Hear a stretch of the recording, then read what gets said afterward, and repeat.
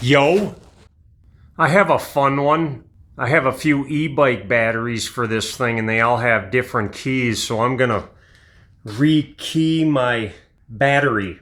Now if you're actually changing one of these locks because you lost a key or something, you might have to play lock picking lawyer and get a pick. This is a wave rake. That's probably not gonna work very good though, because I got a key with a really deep tumblers on it. There's a kit I bought a long time ago. It's, I don't know, it's like a $20 eBay, Amazon type kit. All kinds of various different lock picks in it. These are the most popular ones. I actually hit this with about some 500 grit sandpaper because it's had some really rough, sharp edges on it. And I kind of sanded them down so it's nice and smooth. Some people can use a wiper blade for these. This is a tensioner. This takes quite a bit of skill and a lot of practice to be able to figure out how to pick a lock. The lock picking lawyer on YouTube, he makes everything look really easy. I can tell there's only one set of tumblers on the top just by moving these around. So that's how I'm going to attack this thing. I can take this this tensioner and put it on the top, and I can just put a really light amount of tension on it. I don't want too much because if I do it's just harder to pull up all these tumblers. I think there's 6 of them, and I got to do them just one at a time. It could take me 2 minutes and I could be here for half the day. There's 1, 2, 3,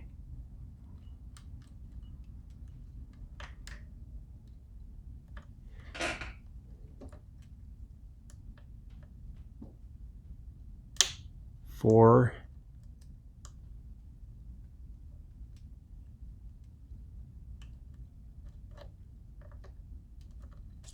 There, I got it open.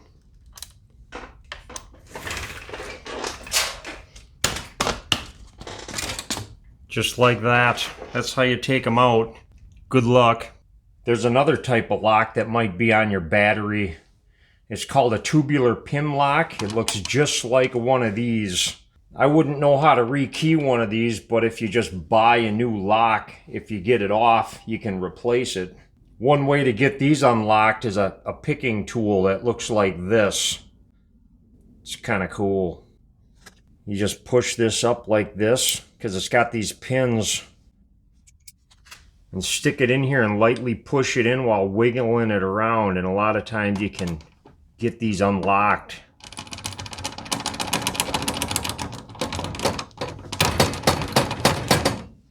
Sometimes these little pins too, they stick out too much, or... There, I got it. See, if you get it right, these little pins just kind of set themselves where they're supposed to be. Sometimes you got to push them in a little bit when you're wiggling it around. They're actually pretty slick. So I have a wonderful story as to the reason why I'm doing this. I bought an e-bike kit from a company that I don't care to mention right now. And I got a battery from them. Brand new with the kit. And I drove it around. I could get probably about 20 miles out of the thing. And I figured it wasn't enough, so I bought another battery. So this is a Chinese battery. It came from China. It took about a month to get here. And this battery is 11 amp hours. This battery says it's 13 amp hours, and I could get 35 to 40 miles out of this battery. So I'm like, okay, they got 2 different keys, so I want to rekey them so they all have the same key. So the one that came with my e-bike kit, I took this one apart, and I noticed that the USB port was all butchered, and I couldn't even plug a USB into it.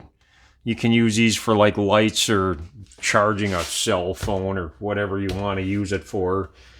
And then I took the thing apart, and they sell these kits with Samsung cells in them. That's what they say anyways. So I took this apart and I looked at the battery numbers on the cells, and they weren't Samsung cells. They were Chinese cells. The cells that are in this battery are from Zhanghua Zhudian New Energy Technology. I can't even pronounce the name of the battery. I found out what cells are in this from the battery numbers. So I fired them off an email, and I'm like, hey, you know, Samsung's supposed to be the best high quality cells you can buy, and I got generic Chinese cells in the battery that you sold me. And the fun thing is, too, is you're not supposed to take these apart. They say warranty void if removed.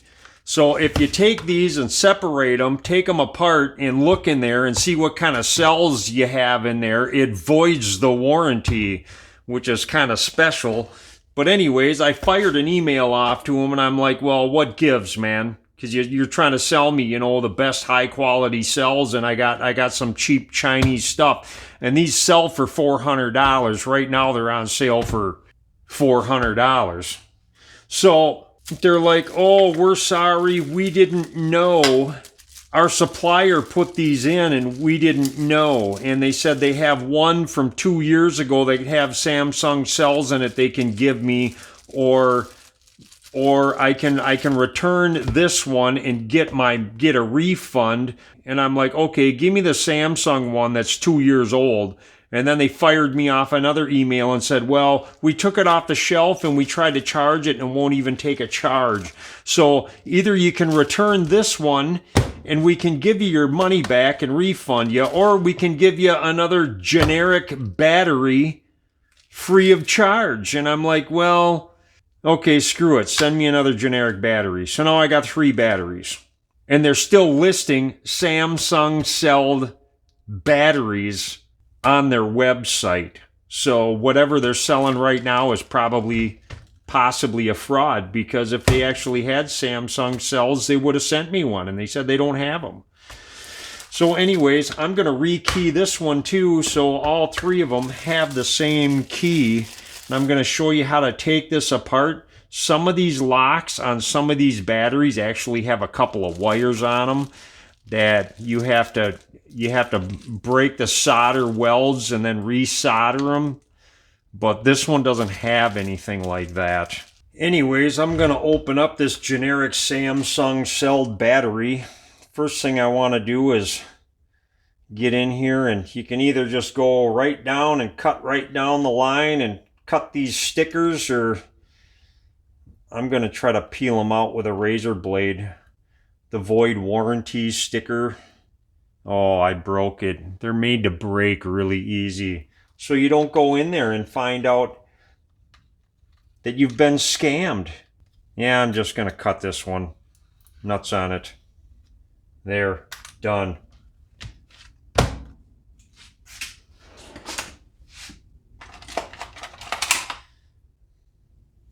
Now on this particular one, I got a number 1 Phillips here. If I do recall, I got one of these screws that are a little shorter than the rest. And there's nuts on the back side. If I'm lucky, they're all just going to kind of fall right out. I better use a magnet for all of these. I have a 24mm nut here. I just need to loosen this up a little bit. It's not really tight. Okay, now I can just carefully take this off. There are wires in here. I don't want to stretch them out or anything.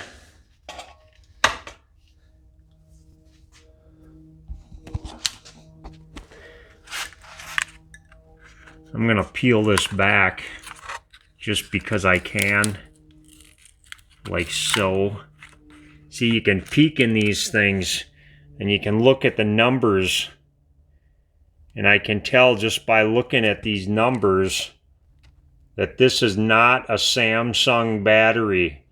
These cells will say Samsung on them somewhere, or they'll say like 22S or have some number on it to tell you how many amp hours or whatever these batteries are.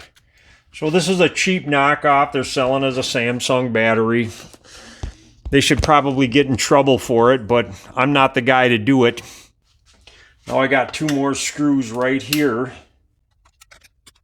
Then I can get at this cover to access this lock. And the lock has 2 number 2 Phillips.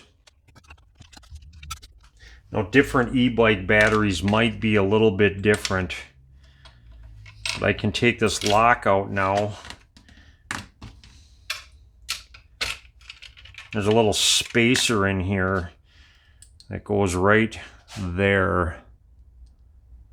So I can't forget that. And I can feel there's like a groove in there. There's a spring-loaded bearing in here. I can feel it. So I can take this screw out, and this holds the lock in. I should be able to pull this out. And then when I do, this pin should come out. That's the lock pin. Then I can carefully take this out, and there should be a bearing in here with a spring that's going to come flying out on me. And there's the bearing right there. And there's the spring. Pull that out.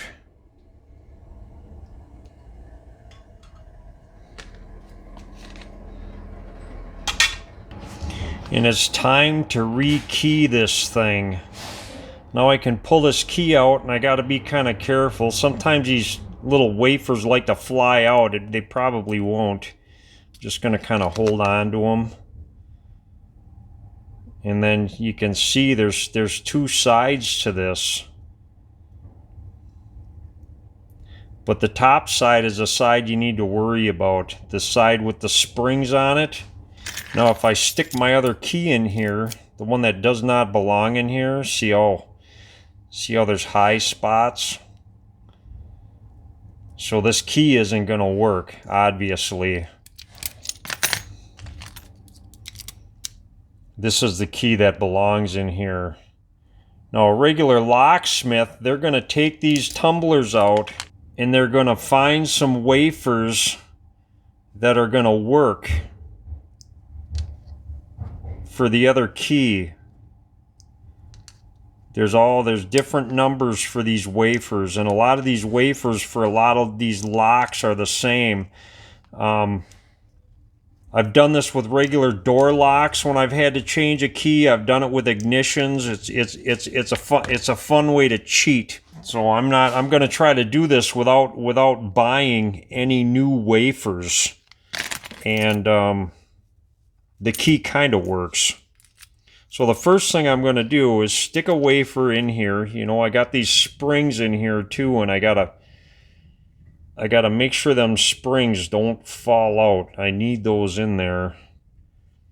And I can take one of these wafers,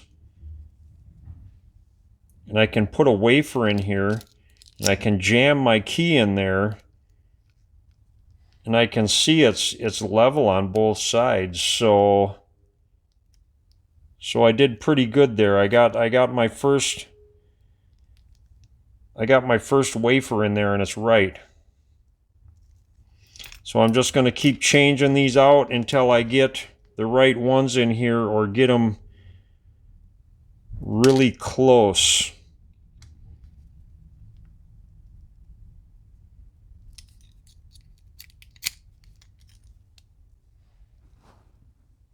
See, I put that one in and it's wrong, so I can't use that one. And that one looks pretty good. So I got another one that's going to work. And another one. I'm just going to keep running down the line until I get them all. Amazingly enough, I got it so I can move all these wafers around and they all work. Now on the other one I I had one left that was just sticking up a little too much. And when that happens, what you need to do, I'm going to do this anyways just to make sure I got them good, is I can just take a file and I can just file the top of these tumblers down with the key in it.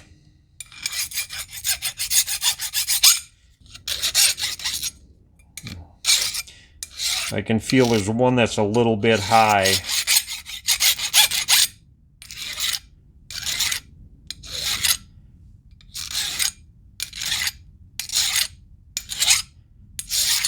I do that when I rekey the doors in a house too, because sometimes even when you buy a rekey kit, you put everything in and the pins are just a little bit too high, and when you hit it with a file and you make it flat with the rest of the lock cylinder, then your lock gets really smooth. You can tell I hit them with a file and I leveled everything out really nice.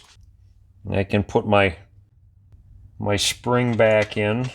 I put that ball bearing in. And if you look down in here, you can see where the ball bearing side is. It's kind of rounded. And it's going to go this way because I gotta put this pin in here, and this groove goes in the pin like that. So I can stick this down in here like so. And it's got to stick up just a little bit. And then I'm going to put this in this way and try to get this bearing in, and bam, it actually works. It works perfectly.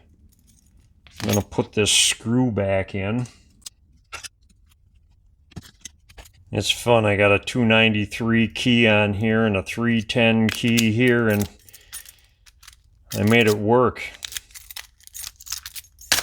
Now if I put the key in that this came with, it don't work. So I got this. Now I can just put this back together, and then I got 3 batteries with 1 key.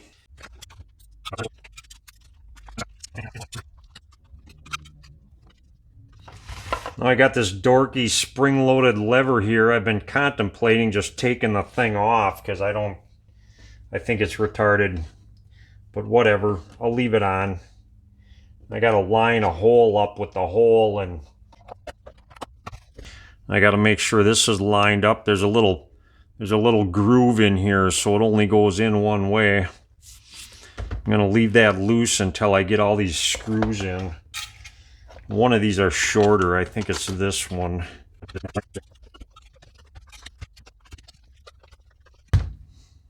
Tighten this thing up.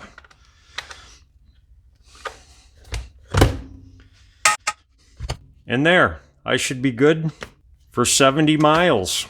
Okay, bye.